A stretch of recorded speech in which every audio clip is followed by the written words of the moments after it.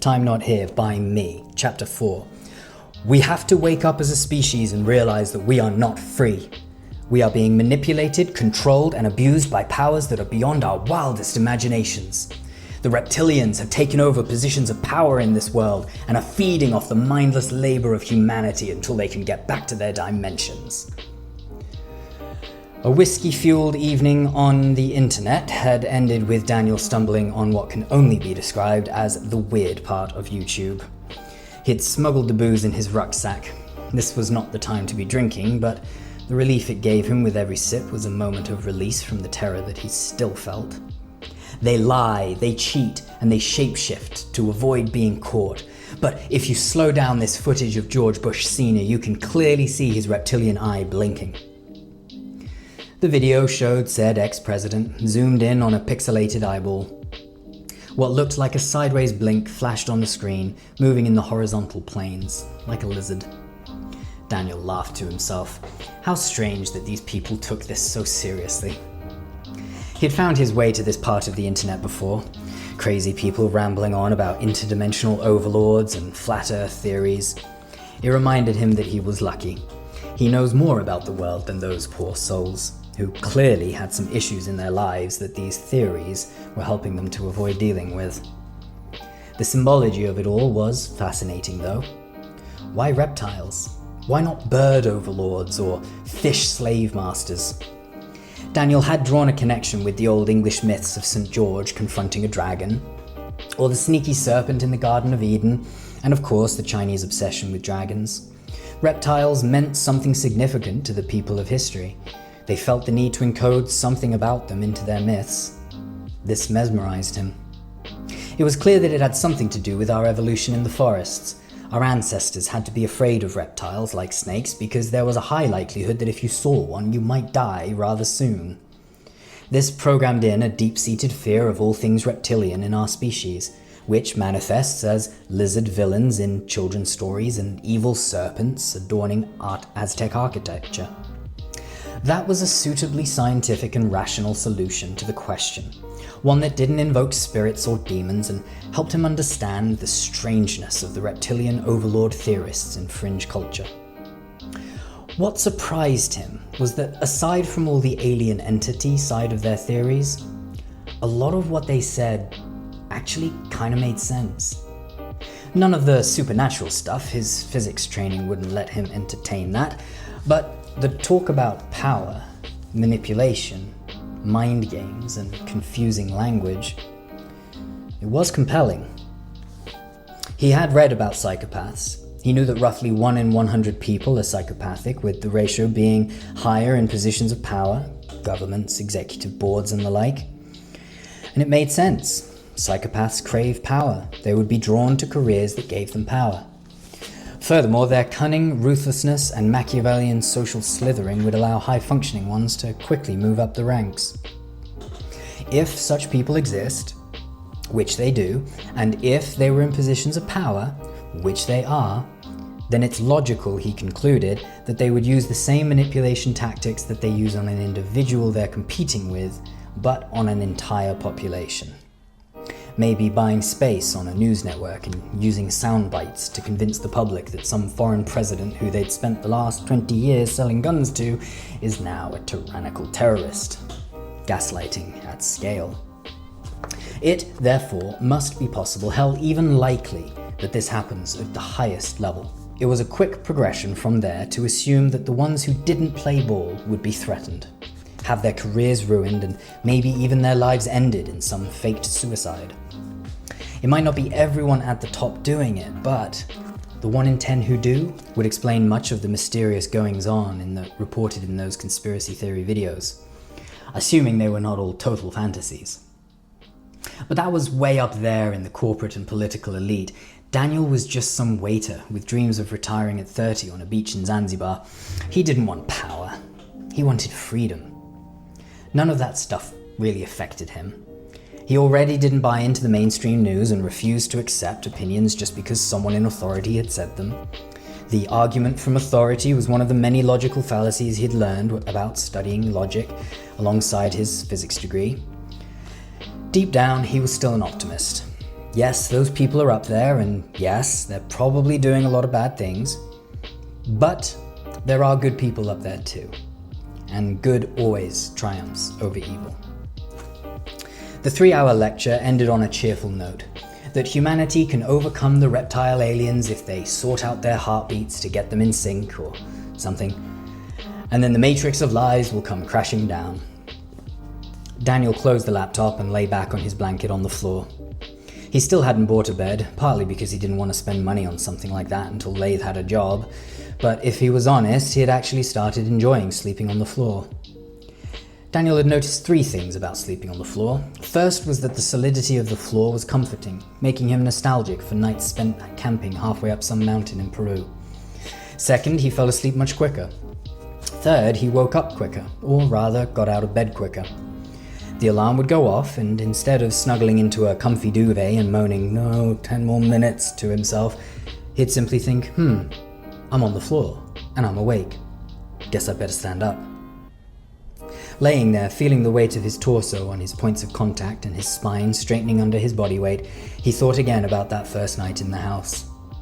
He tried to pinpoint the exact moment when he felt uneasy about Laythe. He remembered that shortly after their philosophical discussion, he had mostly ignored Laythe. He'd been telling a story about when he was a nightclub promoter in Ibiza. And as Laythe spoke, Daniel saw something strange happen to his face. Like someone had switched off the part of his own brain that recognizes faces and associates the face you're looking at with the things you know about that person. For a moment, Daniel felt like he didn't know who Laythe was. Worse, he felt like the story he was being told about Ibiza wasn't actually true. Laythe looked like he was acting. But that wasn't all. As the story came to a close, Laythe smiled, and for a moment his face seemed to morph. His skin changed texture from smooth to rough, almost scaly. His eyes narrowed, and his iris looked more like a slit than a circle. The brow protruded outward, and his grinning teeth sharpened. It had been over in less than a second, but the sight of his friend's face morphing into some sort of snake or lizard might have been what started the anxiety attack. Of course, Daniel had dismissed it as a random hallucination. He had hallucinated before and knew not to take them too seriously. But that was on a rational level. On an emotional level, it scared the hell out of him. Add to that picture a sharp knife pointing at him and a threatening statement about trying to right a wrong. It was no wonder Daniel left the house. Having spent 2 hours listening to a man who was convinced that the world is run by shape-shifting lizard people, he laughed to himself for considering the possibility that Laythe was in fact an interdimensional alien reptile sent to extract knowledge or power from him. I'm not that crazy. Laythe. That's an interesting name. Where's it from? Daniel had asked when they first met 6 years ago in the restaurant where they both worked. Well, my parents were lunatics, Laythe laughed. He was always cagey about his past. Daniel later learned that he was named after his Hungarian grandfather, but that was a story Laythe never shared, unless very drunk and very tired. As he was neither, Laythe gave Daniel an alternative origin story for his name. My dad was an engineer, and he used a lathe machine to make parts for his contraptions. He probably named me after his favorite tool. But I like to think of it as coming from the old English word lathen. What does that mean? To summon. Their manager flashed a disapproving look at the chatting newly-mets, and they both got back to work. Daniel hadn't thought much of Laythe during that first shift together. He seemed slow at serving, kept getting orders wrong, and seemed to be spending far too much time talking to guests. Sure, he was good with them, and definitely made them laugh, but he had other tables that were getting their food late in exchange for his jollies with their neighbors. He also seemed quite creepy with the girls in his section. Flirting is fine, yes, but this was a bit too far, verging on desperate. Daniel could see the discomfort in the poor girls as yet another crude joke was told. All anyone knew about Laythe was that he'd just come back from Russia. He had expected to continue his career there when his girlfriend unexpectedly dumped him while they were on holiday in York. She flew back east and left him to pick up the pieces. Even though half the staff gossiped about Laythe, Daniel didn't take part, and he even defended him to the others. Look, he's new, give him a break. He just creeps me out, complained Sandra, the busty brunette who shamelessly exploited her sexuality for tips. Daniel had watched many weeks later at a staff party as Laythe had tried it on with Sandra. He got a slap for that attempt. The next week, Daniel had a drink with her after work and ended up back at her place, adding a notch to his bedpost and annoying Laythe in the process. Wait, was that the wrong? For the first year, Daniel and Laythe didn't speak much, just an occasional chat where Daniel would talk about science and Laythe would talk about history. One day, Laythe told Daniel that he had bought a cat and invited him to see the cuddly critter. Daniel accepted, and the two had an evening of beer, weed, and one of the most interesting conversations Daniel had enjoyed in a while. From there, they spent more time hanging out together, playing sports, going clubbing, and eventually business planning. When Daniel finally quit his habitual and self-destructive consumption of the psychedelic tranquilizer ketamine, he'd had an idea for a business. Laythe showed an interest early on and seemed to love scheming with Daniel about who the customers were going to be, how they were going to find them, and what the product should look like. He told Daniel how much he admired his achievements in quitting ketamine, turning his life around and getting a business loan for an unproven idea all within a few short months. Things had moved very quickly for Daniel after that business loan. He closed his first deal and was invited to work directly with the client in their Great Yarmouth office, starting within 2 weeks of their first meeting. I've really appreciated the help you've given me so far with the business, mate, but I have to go to Norfolk. I can't turn down an opportunity like this, he'd explained to Laythe after the deal closed. I'm really happy for you, Daniel, Laythe had smiled unconvincingly. But look, I'll speak to the client. Once I get set up and get moving, I'll see if I can convince him to increase my fee so that I can hire you as like my right-hand man. I think the business is great, matey, and I'd love to do whatever I can to help you with it, whatever you think is best. Daniel honoured his word and fiddled things so that Laythe could come and work for him. Much like this recent move, Daniel had hired a van in Great Yarmouth and driven up to York to collect Laythe, the cat, and all of his furniture, then driven him down to Norfolk, where he'd found him a reasonably nice flat and paid the first month's rent and deposit for him. What was that saying about fool me twice? The hardest part about having a potentially murderous housemate is that you can't really tell anyone about it. But you've known him for years, they'd say. How could you not see it before? You must be crazy. And before he knew it, he'd be in a straitjacket. This had to be handled with care, and he needed to learn more before he could explain the situation to anyone. That would change, of course, if Laythe ever came at him with a knife again. Then he'd shout louder than a foghorn on a sinking ship and run to the neighbours, the police, or anyone who would listen. Once could be a misunderstanding. Twice proves it. He went to work and played nice with customers, sharing nothing of the nightmare of home to colleagues. As much as life had become difficult, he was determined to make the most of his opportunity in York. There was going to be a lot going on in this historical city, from theatre shows, open mic nights, creative restaurant concepts. He took to the web to find something he could do for as close to free as possible, as Laythe was still unemployed. He found a lecture, organised by a group called York Free Thinkers. It had the kind of synopsis that Daniel found intriguing. A look at the use of persuasion in the media by Irika Sheenan. He checked the price, £2, the location, the Shire Horse, a pub near the university, the date, tomorrow night. The group seemed to have a lot of members, so it'd probably be a large event that he could just blend into. The synopsis sounded like it was a rational look at the use of psychology in media. He thought he might learn something useful, meet other deep thinkers, and maybe have some much-needed fun. Perfect. When he arrived at the Shire Horse pub with his ticket fee in hand, the following night he was confused. The pub was smaller than he expected, much smaller. He went inside and found a few grumpy old men perched on the bar, glaring at him. He grabbed his phone out of his pocket to check the address on the group's website.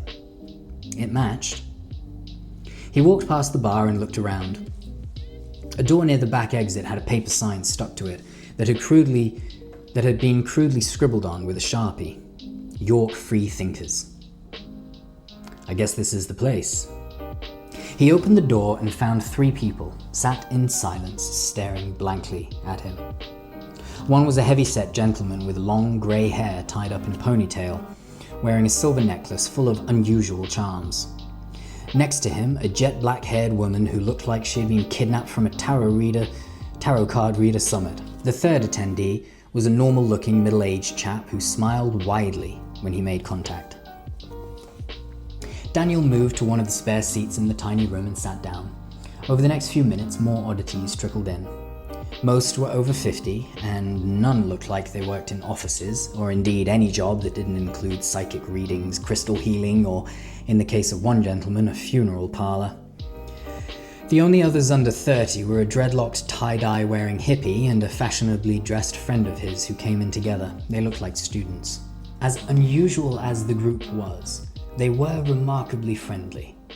They must have been surprised at the sight of someone as young as Daniel walking in 15 minutes early for their once-a-month event, which was probably why they'd stared at him so much. But once the surprise had settled, they were positively pleasant people to be sharing a room with, smiling whenever eye contact was made and chatting openly with each other. A 40-something woman joined the group and sat down next to Daniel. He smiled as he introduced himself. "Hi, I'm Daniel. This is the talk on persuasion in the media, right?" "Yes," she locked eyes with him. "We've been looking forward to this one for a while." There was a strange feeling that Daniel got when he looked into this woman's eyes. Almost like a warmth or a stillness washed over him. She was clearly very beautiful and stylish, even if she was 20 years his senior, but this didn't feel like sexual attraction, the sort that would normally turn him into a bubbling buffoon. No, this was something different. The closest thing he could compare it to is when he had looked in the eyes of people from church in his childhood. As he pondered the riddle of the stillness-inducing gaze, a mid-30s black woman walked in with confidence and said a loud hello to the group. "Sorry I'm late, everyone. You have no idea how bloody hard it was getting here. You'd think the powers that be pulled their A-game to keep this talk from happening." The room erupted in laughter and knowing glances. Clearly, they were pinned against the government, or something, and had gotten one over their enemies by organising this little talk in this small, decrepit pub in York. Daniel played along, but felt like he may have actually walked into the weird part of YouTube. "My name is Irika Sheenan. My talk today is about the media, and specifically how the media controls the masses through manipulation, symbology, and hidden messages. We're going to look at language, psychology, and the politics inside a news corporation to try and understand just how far this goes. And you'll see that it goes as far as the Queen of Denmark." Daniel shifted in his chair. "But first, let me tell you about my background. I worked for 6 years in the Birmingham Herald, first as a junior copywriter, then eventually as an editor. I got into journalism because I wanted to change the world and inform the public of what was really going on. I had no idea that the very institutions of journalism were corrupt as hell, and I soon found that out. Apologies for the accent, by the way. It started with being told that I couldn't print certain stories that involved certain judges or certain city planners. Stories that criticized them for making decisions that were in their own interests rather than the interests of the people they supposedly served. Pretty soon I was being shut down completely from ever going near these people with my questions about their relationships with international business interests. I started to realize there was something very wrong here. Something behind the scenes that was controlling the so-called free speech of the press. I then dedicated my life to exposing the corruption in the media and spreading the truth around the country about the pedophilic Illuminati and their plot to bring about a new world order. Shit just got real. It would be rude to get up and leave at this point.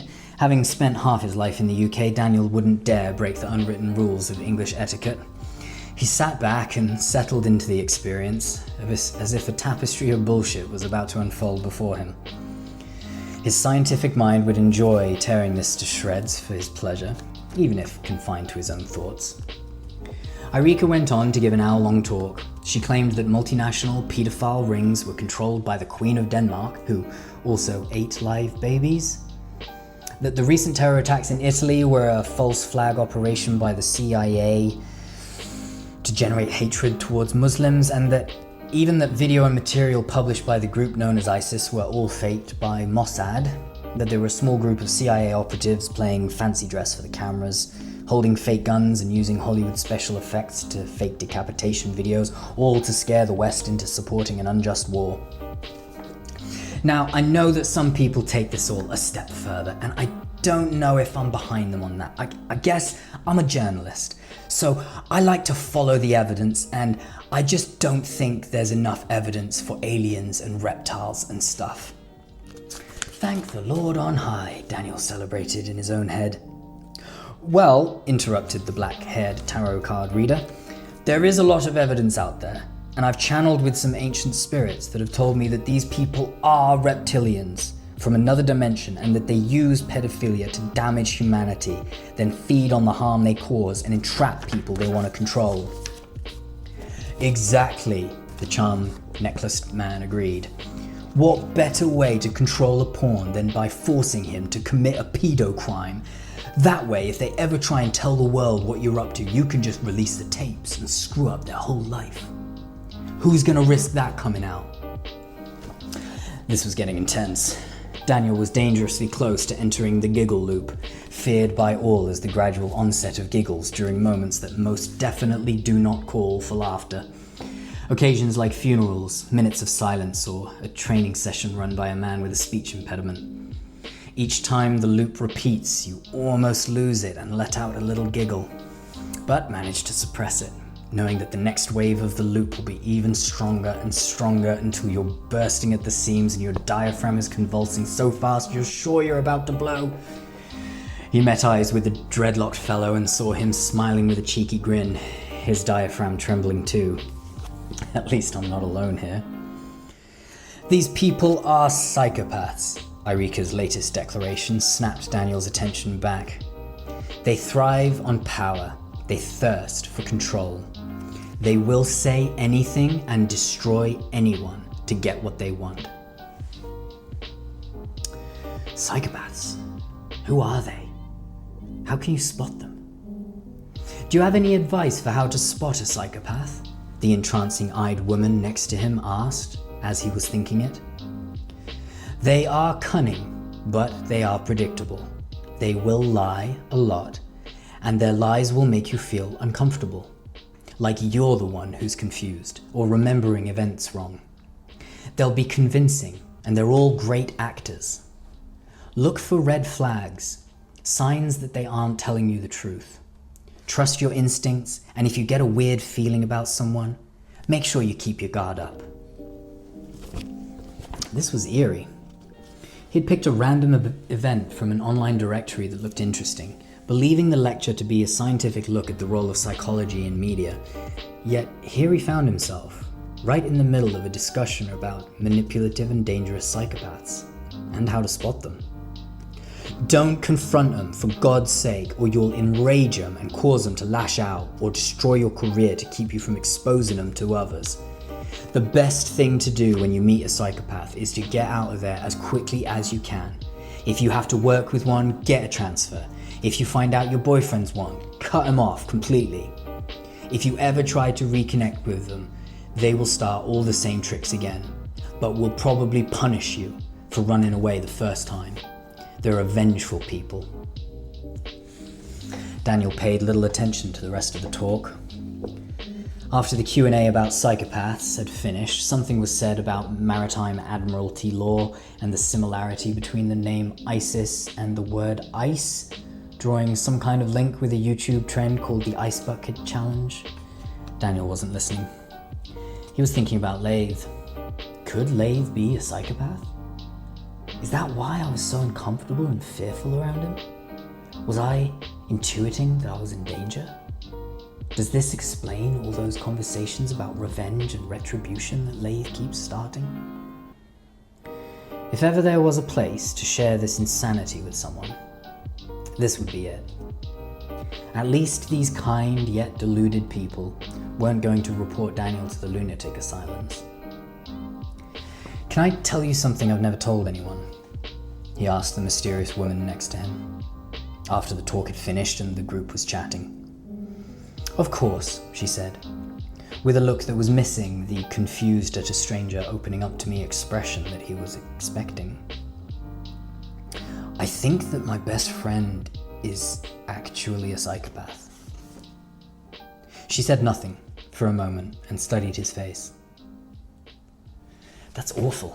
What are you going to do?" Surprised that she hadn't questioned his assumptions, Daniel poured his heart out. He told her that they were house sharing on a 12-month contract, that he was stuck living in that house. He told her about the knife incident that started it all and the terror he'd felt. He even told her that he'd seen Laythe's face morph and was trying to understand how he could have been so stupid to have been fooled by this liar. He shared that he didn't feel safe and didn't know if Laythe was going to hurt him. Without saying a word, she leant over and hugged him, with such compassion that he almost broke into tears. "How have I ended up like this? What am I going to do?" "I'm sure you'll be okay," she encouraged him. "Just keep your wits about you and figure out how to get out of that house. If you feel like you're in danger, run. I wish I could stay and talk you through this, but I have to go. Please find my email and phone number on the group's website and call me if you ever need to talk. My name is Celeste." She stood and hugged him once more before saying goodbye and leaving. Daniel stayed a little longer before taking his leave and walking home.